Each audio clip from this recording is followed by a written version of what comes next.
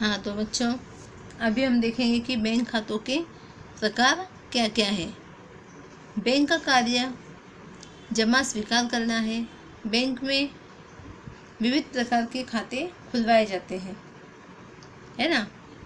तो पहला क्या है, बचत खाता, कि लोगों के द्वारा जो भी राशि, जमा राशि जिसमें बचत का तत्व समाविष्ट होता है, इस खाते में निश्चित दर से ब्याज का भुगतान किया जाता है। इस खाते में जितने दिनों के लिए रकम जमा होती है उतने ही दिनों का ब्याज प्राप्त होता है। इस खाते में बैंक, चेकबुक, एटीएम कार्ड जैसी सेवाएं प्राप्त होती है। खाता धारक अपने खाते में चेक, ड्राफ्ट और नकद जमा करवाता है। न्यूनतम धनराशि रखना आवश्यक है। बैंक इस खाते में क्या होता है कि कुछ न्यूनतम राशि इस खाते में रखना ज़रूरी होता है। सामान्यतः बचत खाते से एक महीने में धन राशि निकालने के व्यवहारों की संख्या सीमित होती है। यह खाता व्यक्ति या व्यक्तियों के संयुक्त नाम से खोला जाता है, मतलब एक या एक से अधिक व्यक्तियों के नाम से भी इस खाते को खोल सकते हैं। इसमें उत्तराधिकारी नियुक्त किया जा सकता है। इस खाते द्वारा बड़े पैमाने पर धनराशि प्राप्त होती है। दूसरा है चालू खाता, व्यक्ति या धंधा की इकाइयों के नाम से इस खाते को खोल सकता है। इस प्रकार के खाते में सामान्य रूप से कुछ भी ब्याज नहीं दिया जाता, परंतु बैंक चार्जेस वसूल कर सकती है। इस खाते में ऋण की सुविधा भी दी जाती है। इस खाते में रकम जमा करवाने अथवा निकालने की संख्या की दृष्टि से कोई सीमा नहीं होती। सामान्यतः यह खाता धंधादारी व्यक्तियों द्वारा ही खुलवाया जाता है। क्यों?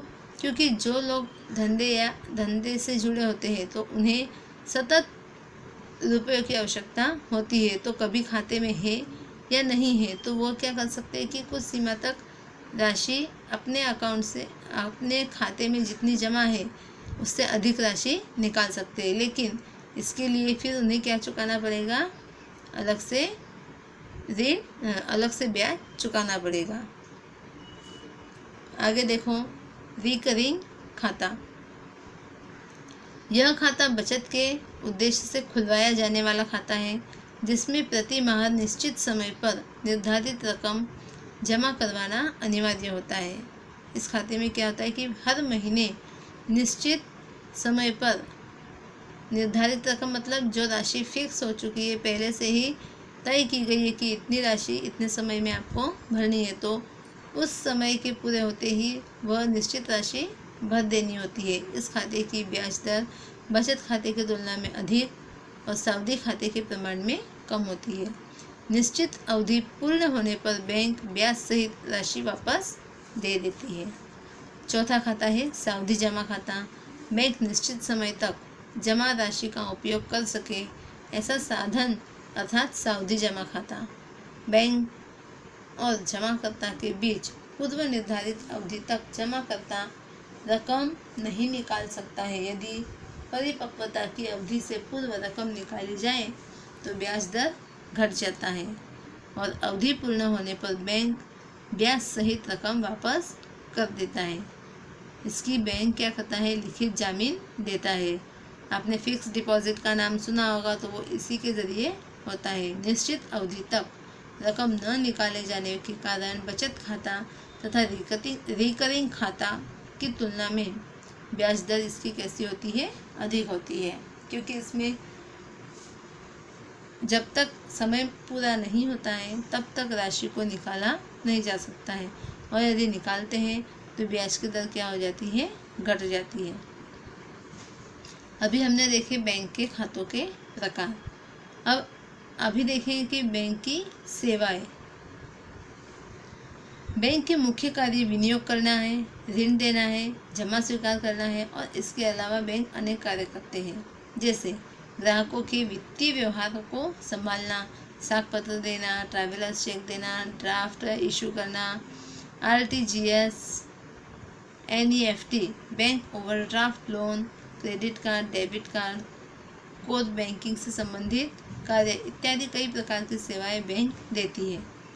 अब हम देखेंगे कि ड्राफ्ट इश्यू करना। ड्राफ्ट अर्थात किसी एक बैंक द्वारा अन्य बैंक की शाखा को लिखित चेक ड्राफ्ट में व्यक्ति के नाम का उल्लेख होता है और उस व्यक्ति को रकम भुगतान का आदेश दिया जाता है। ग्राहक के पास से पूर्ण प्रतिफल प्राप्त होने के बाद ही बैंक ड्राफ्ट में निर्देशित व्यक्ति को रकम भुगतान का विश्वास देती है। कोई व्यक्ति जब किसी व्यक्ति को धनराशि भेजना चाहता है तो वह बैंक में जाकर धनराशि और बैंक को ड्राफ्ट का जो भी कमीशन देना पड़ता है उतनी धनराशि देकर ड्राफ्ट के लिए निवेदन करता है। धनराशि भेजने वाला जिसको धनराशि देना है उसके नाम का ड्राफ्ट बनाने के लिए बैंक को कहता है। बैंक द्रव्य प्राप्तकर्ता के स्थान की अपनी शाखा या जिसके साथ समझौता हुआ है उस बैंक को प्राप्तकर्ता को रकम भुगतान के लिए कहता है। ड्राफ्ट पे होने के कारण जिसके नाम का होता है उसी के खाते में जमा होता है। इस प्रकार के ड्राफ्ट में चेक की भांति रिटर्न होने की संभावना नहीं होती है। अगला है बैंकर्स चेक मतलब पे ऑर्डर। बैंक ड्राफ्ट जैसी विविध सेवाएं देता है जिसमें से एक है बैंकर्स चेक। बैंक स्वीकार की गई रकम के बदले में जो चेक देता है उसे पे ऑर्डर कहते हैं।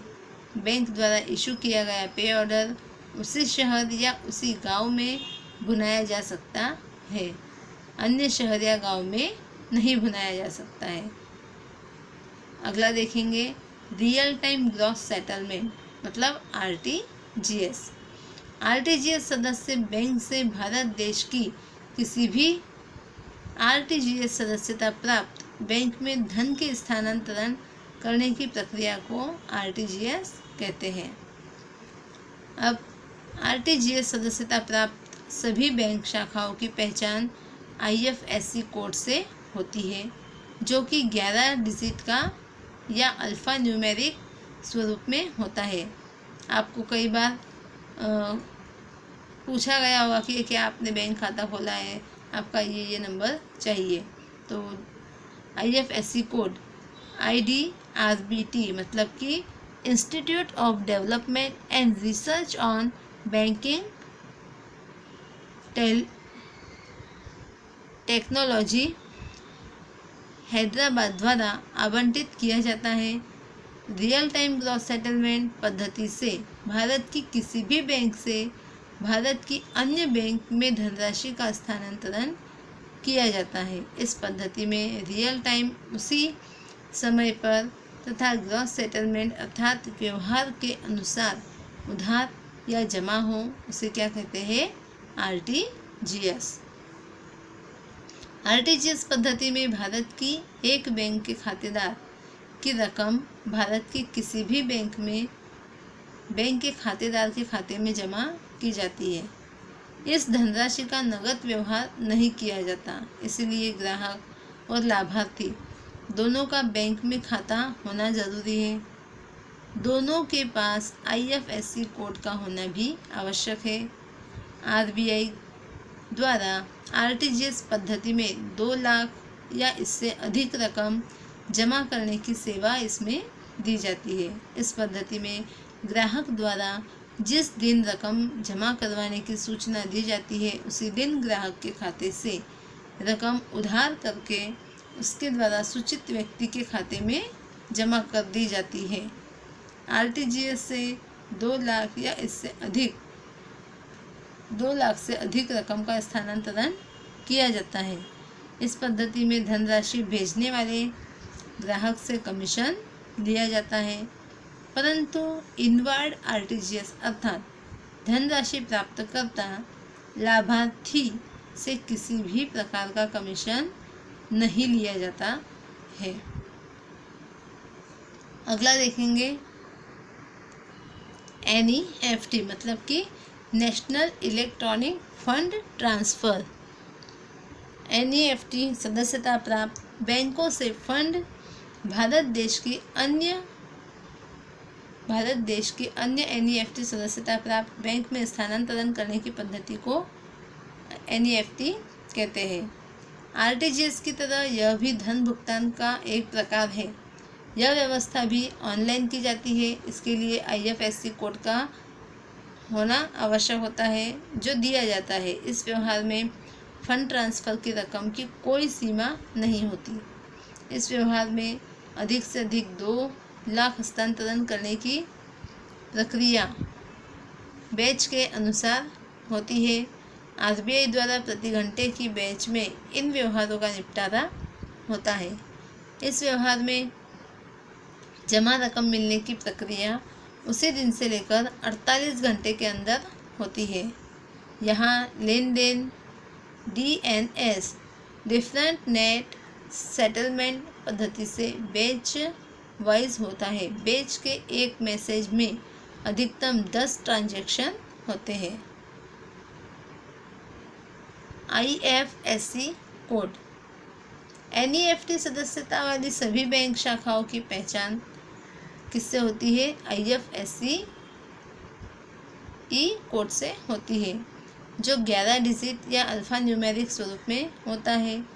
इस पद्धति में धनराशि भेजने वाले ग्राहक से कमीशन लिया जाता है, परंतु इनवर्ड NEFT अर्थात द्रव्य प्राप्तकर्ता लाभार्थी से किसी प्रकार का कमीशन नहीं लिया जाता।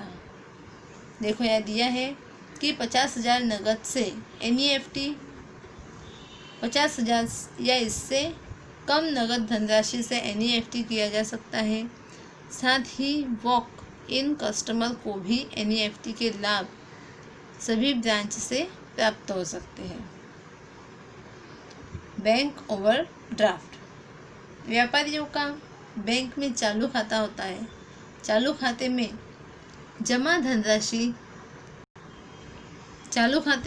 धनराशि से अधिक रकम निकालने की सुविधा दी जाती है, उसे बैंक ओवरड्राफ्ट कहते हैं। व्यापारी अपनी या अन्य किसी की ज़मानत पर ओवरड्राफ्ट प्राप्त कर सकता है, परंतु मंजूर किए गए ओवरड्राफ्ट की अधिकतम रकम में से जितनी रकम निकाली जाती है उसी पर ब्याज का भुगतान करना पड़ता है।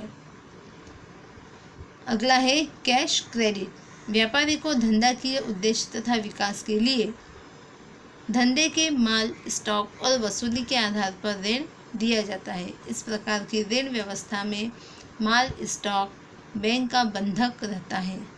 धंधाकीय इकाई जितने प्रमाण में जितने समय के लिए इन धनराशि का उपयोग करती है उतने ही प्रमाण में निश्चित दर से ब्याज चुकाना पड़ता है। अगला है लोन। बैंक का मुख्य कार्य जमा स्वीकार करना और ऋण देना है। बैंक कम दर पर जमा राशि स्वीकार करती है और ऊंची दर पर क्या करती है? ऋण देती है। बैंक व्यापारी को अलग अलग प्रकार के ऋण देती है।